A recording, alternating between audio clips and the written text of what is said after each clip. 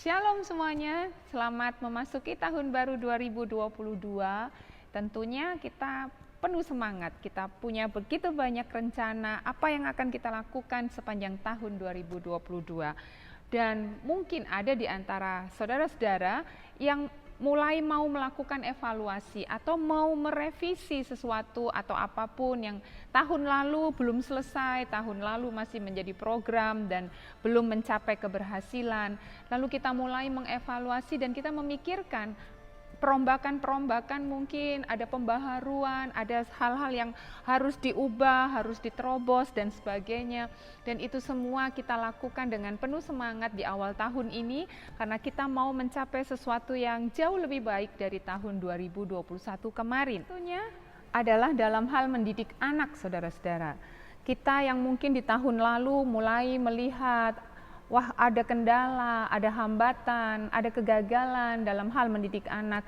Dan saya percaya di tahun ini kita sudah mulai punya satu komitmen di dalam diri kita masing-masing bersama dengan pasangan tentunya.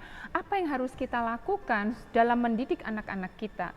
Yang saya maksudkan anak-anak di sini adalah bukan saja anak-anak kita yang masih berusia mungkin balita ke atas, tetapi juga termasuk kalau saudara punya anak-anak yang sudah dewasa, remaja, bahkan mungkin mereka sudah berkeluarga, dan kita mengevaluasi pencapaian atau apa yang terjadi di dalam keluarga kita, khususnya dalam cara kita mendidik anak-anak kita, maka di situ kita perlu memikirkan beberapa langkah untuk melakukan perubahan-perubahan, mengambil satu tindakan untuk memperbaiki apa yang mungkin kurang kita lakukan atau salah kita lakukan dalam hal mendidik anak.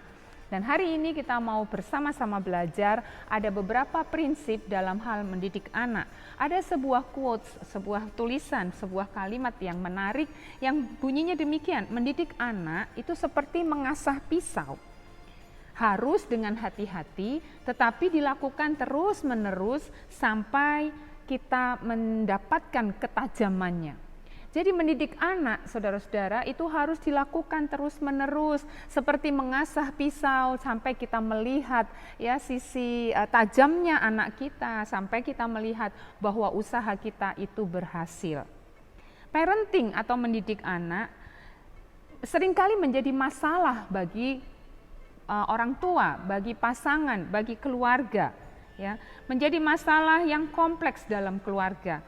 Mungkin saudara mengalami atau beberapa orang bahkan bagaimana ayah dan ibu saling menyalahkan satu dengan yang lain ketika ada sesuatu yang tidak beres terjadi pada anak-anak mereka.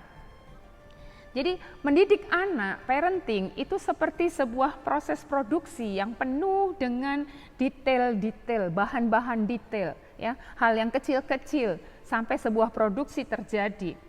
Dalam hal ini sangat dibutuhkan ketekunan dan kesabaran, dan juga sangat dibutuhkan ketegasan dan kedisiplinan. Mari kita mau belajar, ada prinsip 5T dalam mendidik anak-anak. Yang pertama yaitu time atau waktu. Anak-anak dan remaja mendefinisikan cinta orang tua, kasih orang tua adalah sebagai waktu yang berkualitas atau quality time. Waktu bersama-sama, seringkali ini yang hilang dari keluarga. Seringkali kita orang tua sibuk dengan urusan masing-masing. Seringkali kita menganggap bahwa waktu bersama dengan anak-anak itu tidak terlalu penting. Seringkali para orang tua berpikir bahwa saya sudah memenuhi semua kebutuhan mereka, sehingga melupakan bahwa anak-anak bahkan remaja pun membutuhkan waktu yang berkualitas bersama dengan orang tua mereka. Kalau kita bertanya kepada mereka, apakah cinta orang tua? Maka mereka akan menjawab adalah waktu yang berkualitas, waktu yang dihabiskan bersama-sama dengan mereka. Dalam waktu tersebut kita dapat melakukan banyak hal bersama-sama dengan anak-anak kita. Apakah itu bermain, apakah itu bersenda gurau, bercerita dan sebagainya. Dalam hal ini ayah dan ibu, papa dan mama, kita harus memberikan teladan kepada anak-anak mereka. Ayah memiliki waktu bersama dengan ibu mereka. Maka ketika anak-anak melihat teladan itu, maka mereka akan sangat merasa aman bersama dengan orang tuanya. Prinsip yang pertama, waktu yang berkualitas. Prinsip yang kedua, saudara-saudara, adalah telling, memberitahu kepada mereka. Kadang-kala kita para orang tua merasa bahwa anak-anak cukup kok melihat tindakan kami bahwa itu kami mengasihi mereka. Tapi kadang-kadang kita harus memberitahu kepada mereka betapa kami mengasihi kalian, betapa kami mencintai kalian. Dan kita orang tua, kita juga harus memberitahu mereka mana yang baik dan benar, mana yang buruk dan salah. Kita wajib memberitahu kepada mereka. Dan kita juga memberitahu kepada mereka apa yang diinginkan dan diharapkan oleh orang tua kepada anak-anak mereka. Cinta itu kadang-kadang perlu, kasih itu kadang-kadang perlu diberitahukan kepada anak-anak. Ya, yang kedua memberitahukan mereka. Dan yang ketiga, prinsip T yang ketiga adalah teaching, mengajar. Firman Tuhan di dalam kitab Ulangan pasal 6, saya bacakan buat kita semua. Dengarlah hai orang Israel, Tuhan itu Allah kita, Tuhan itu Esa. Kasihilah Tuhan Allahmu dengan segenap hatimu dan dengan segenap jiwamu dan dengan segenap kekuatanmu. Apa yang kuperintahkan kepadamu pada hari ini haruslah engkau perhatikan. Perhatikan ayat 7, haruslah engkau mengajarkannya berulang-ulang kepada anak-anakmu, membicarakannya apabila engkau duduk di rumahmu, apabila engkau sedang dalam perjalanan, apabila engkau berbaring, dan apabila engkau bangun. Haruslah juga engkau mengikatkannya sebagai tanda pada tanganmu, dan haruslah itu menjadi lambang di dahimu. Dan haruslah engkau menuliskannya pada tiang pintu rumahmu dan pada pintu gerbangmu. Saudara-saudara, Bapak Ibu yang dikasihi Tuhan, mengajar.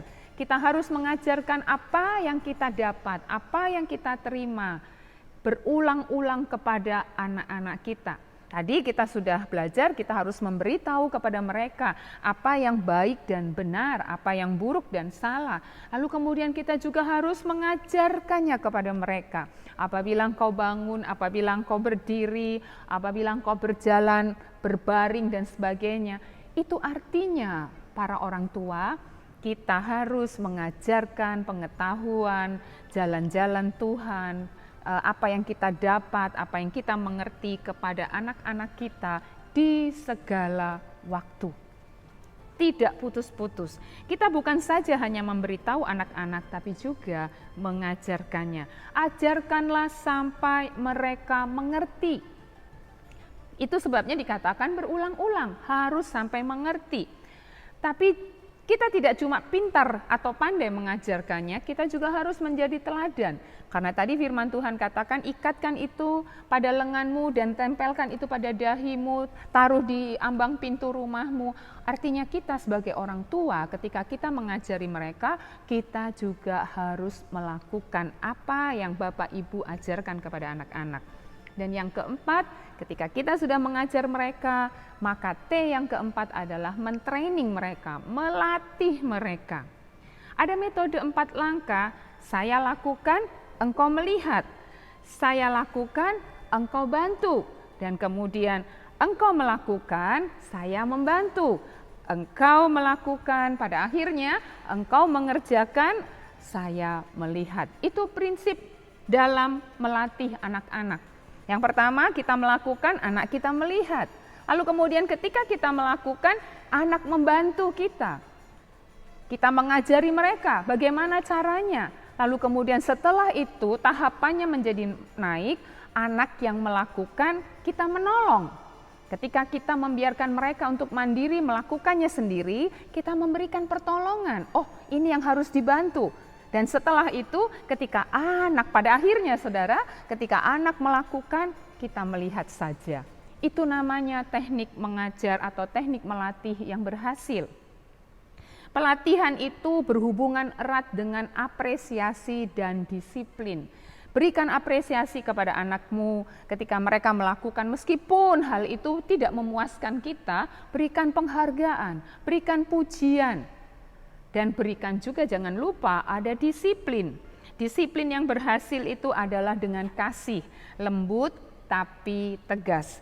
Kitab Amsal katakan begini, tongkat dan teguran mendatangkan hikmat, tetapi anak yang dibiarkan mempermalukan ibunya. Disiplin perlu diberikan ya, tetapi tentunya dengan kasih, lembut tapi tegas.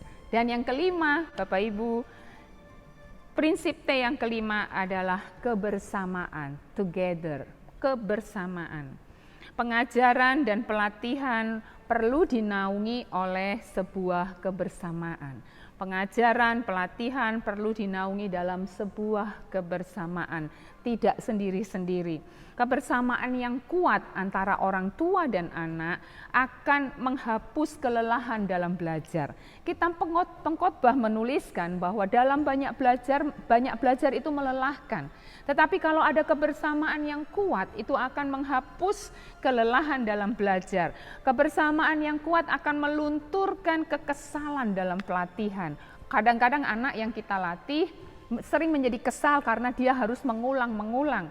Bahkan kita orang tua yang melatih mereka pun kadang-kadang kita menjadi kesal karena harus mengulang lagi dan mengulang lagi. Tetapi kebersamaan yang kuat akan melunturkan kekesalan dalam pelatihan.